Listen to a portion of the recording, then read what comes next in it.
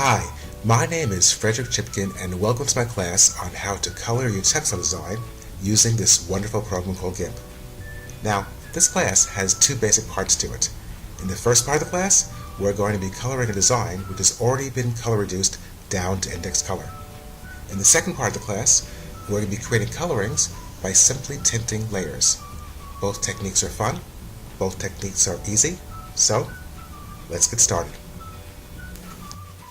Before you take this class, I strongly suggest that you take my free YouTube classes, GIMP for Textile Design Parts 1, the basics, and Parts 2A and 2B, the tool settings.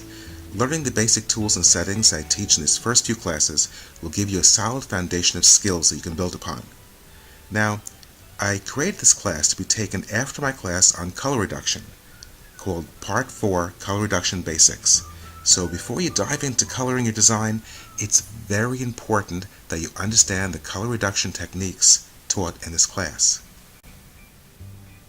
Now, the HSV color charts and practice images that I'll be using in this class can be found on the CD that comes with my book, GIMP for Textile Design. If you would like, you can also purchase and download the entire bundle of color charts and practice images, in other words, everything that's on the CD, at gimpfortextiledesign.com.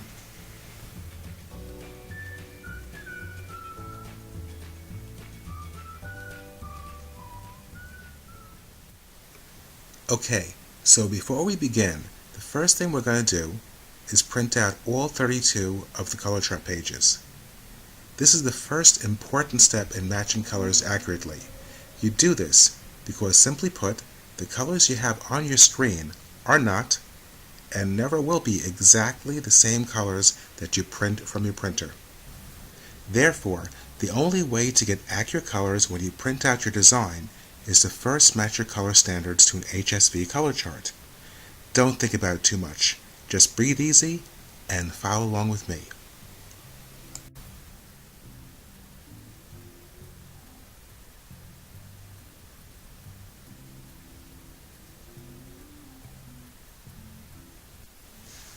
Okay, so on my screen is the design called Simple Tropical. Take note that this design already has been color reduced down to index color. Also take note that I'll be changing this color here to a yellow that matches my Pantone color chip. Now, the first thing I do when matching to an existing standard, such as a Pantone color, is to find the color on my HSV color chart. When I find a color that matches, I write the color values on a piece of paper. In this particular case, my Pantone chips match very well to the values 50, 80, 100. In some cases, the values don't match exactly, and I have to give in-between kind of values. The main thing is to take your time and to match your colors under good light. Okay, now that we've picked our color, let's go to Windows, Dockable Dialogues, then go over to Color Map. Let's move this over here. Click here and drag to increase the size of the chips. Now, this color that I'm changing over here can be found here on the Color Map panel. So I click on it, and I enter the values I had just written down. I'm entering 50 for the hue,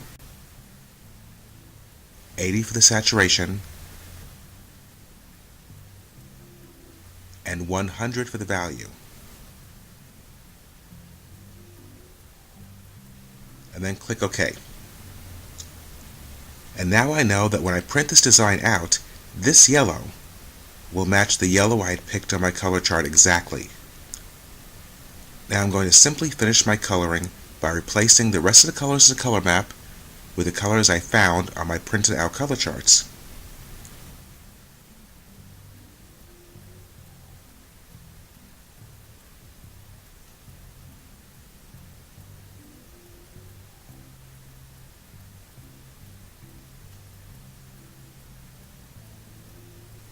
And here's the final result. Simple to do and simply gorgeous.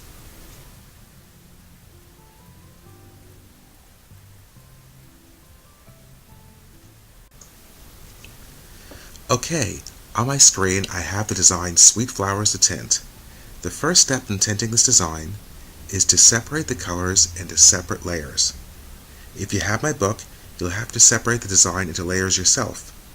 If you've downloaded the design from my website, you'll notice I've separated the design into layers for you.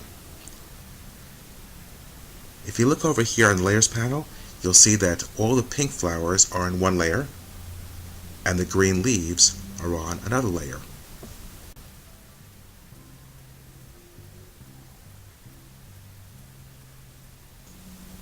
So let's duplicate this layer by dragging it down here. Make sure that the copied layer is highlighted, and then let's make another layer by clicking here.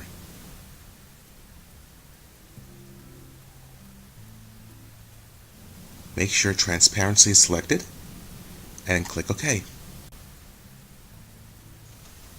So if you glance over here, you'll see that we created an empty layer that's above the copied flower layer and the flower layer.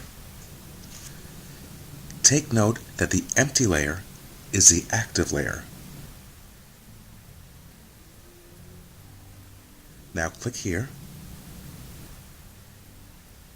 Now I've already picked a color for my color chart that I'm going to be using to tint my flowers. And I'm going to simply enter these HSV values over here.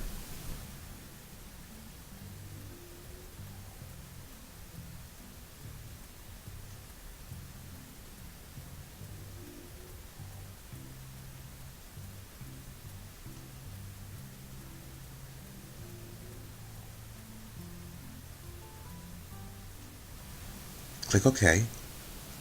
Notice the color I mixed is over here.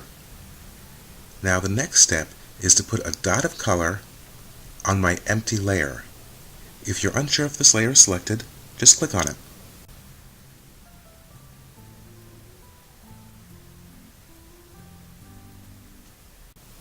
Then double click on the pencil tool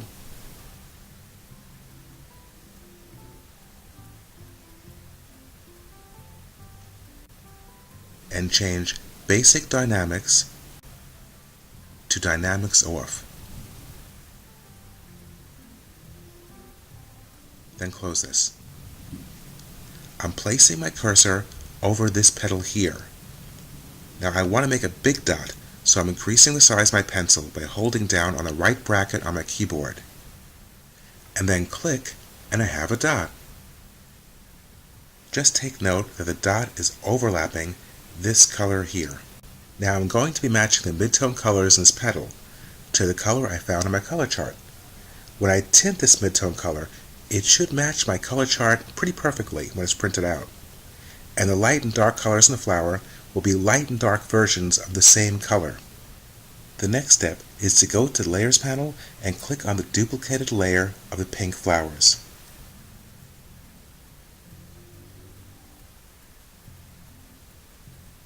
Then go to Layer, Transparency, and then over to Alpha 2 Selection.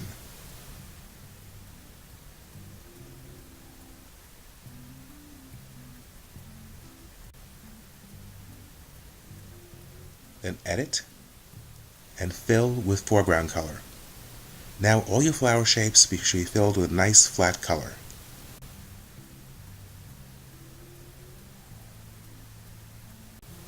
Notice on your Layers panel that the layer with the orange flower shapes is the active layer.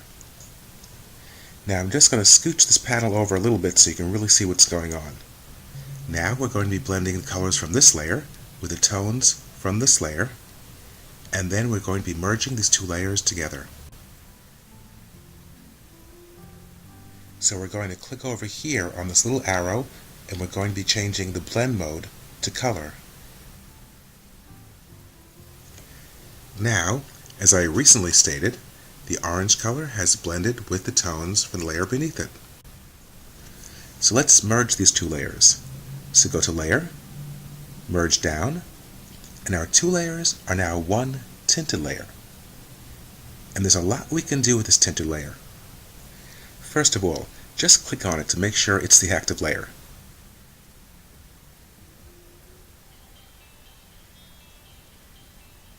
Then go to Colors, then Hue, Saturation,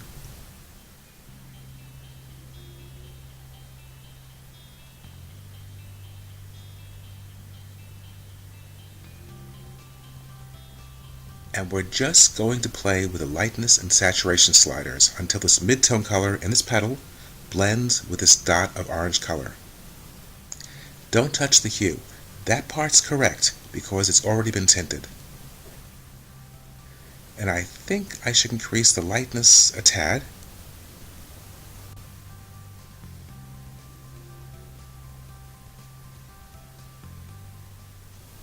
And reduce the saturation a smidge.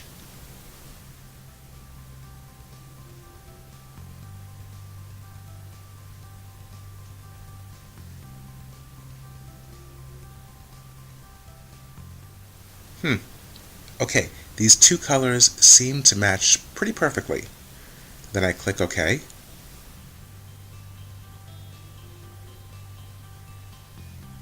And one last thing, because we finished tinting the flower layer, don't forget to throw away the layer with the dot.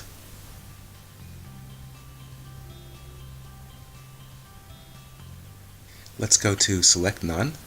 Let's not forget to save this guy. File, Save As.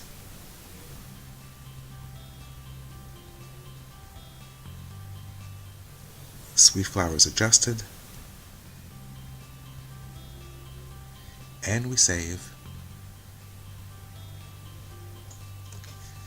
And now we know that since we matched these mid-tone flower petals to a dot whose value I took from a color chart, that when we print this coloring out, that these mid-tone petals will match to that color chart. And as a bonus, the light and dark shades of the flower will be tones of the same color. It's a great way to make a coloring.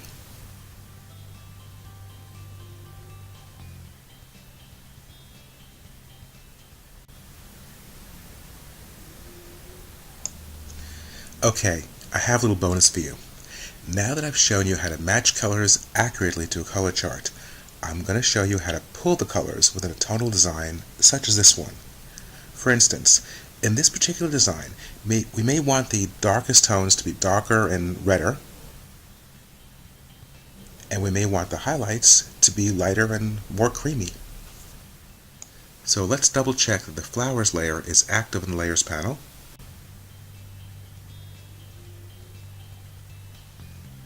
And then click on the Select by Color tool.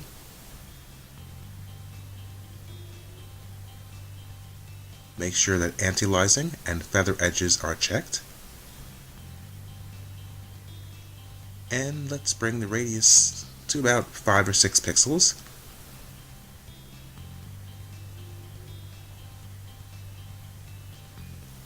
And let's bring the threshold to like 20 something. Okay, let's close that.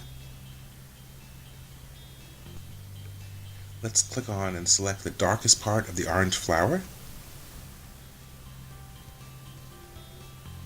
Okay, it's looking good.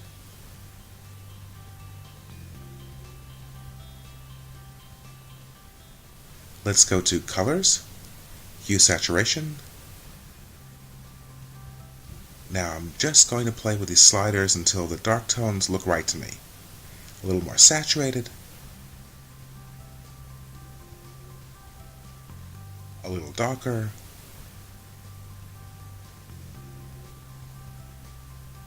A little less orange.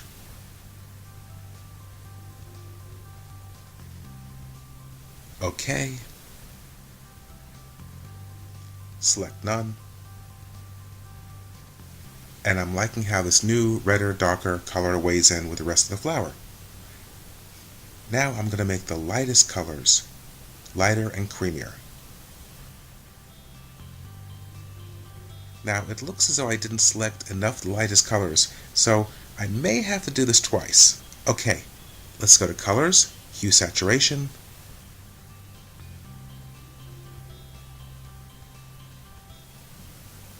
And let's play with these sliders and make these petals a little bit creamier. Push the hue towards yellow. Lighten it a bit. Play with saturation. Let's move this panel so we can see what's going on underneath. Okay. Deselect. Okay, I like how the highlights look here.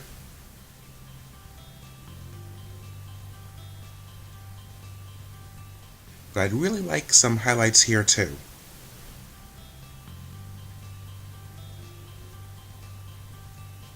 As before, colors, hue saturation, and let's play with these sliders again. Make these petals just a tad yellower. Okay,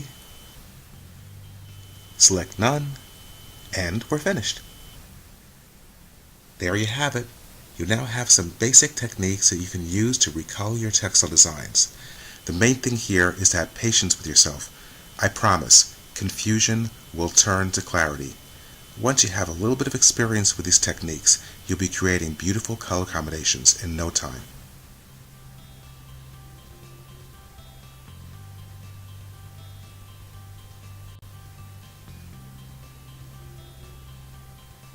Now there's one last tiny thing I should mention.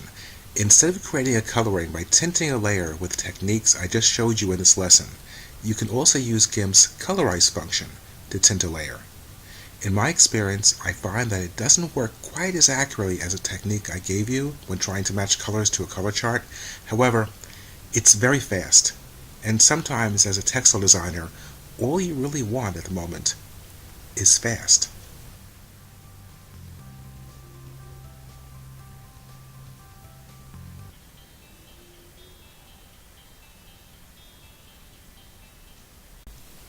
Okay, this coloring technique is really worth mentioning again.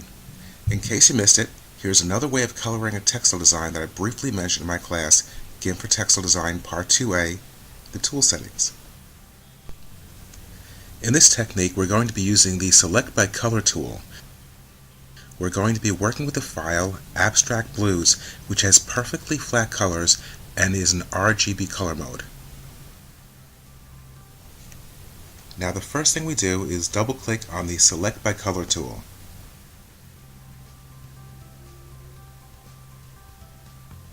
I'm going to uncheck anti-aliasing, uncheck feather edges, threshold is 0, which is good because my image has perfectly flat colors. Let's close that. In this example here, I'm going to be replacing the navy color. Now from one of your color charts, choose a color, something very different from navy, so you can really see what's going on, and make it your foreground color. And then choose another color and make it your background color. Okay, let's select the navy, and we're simply going to drag the foreground color into the design. And the color instantly changes. And we can do the exact same thing by dragging the background color into the design. Fast and simple, a great way to color your design. Hi there, I hope you've enjoyed my class on how to color your textile design using GIMP. My goal of this class was to give you enough technical skills so you feel the freedom to create. I'd like to invite you to visit my webpage, gimpfortextiledesign.com, where you can get a little bit more information on GIMP for Textile Design, and you can also purchase the same practice images and color charts that I use in my free online classes at a discounted price. It'll make following along a little bit easier and a lot more fun.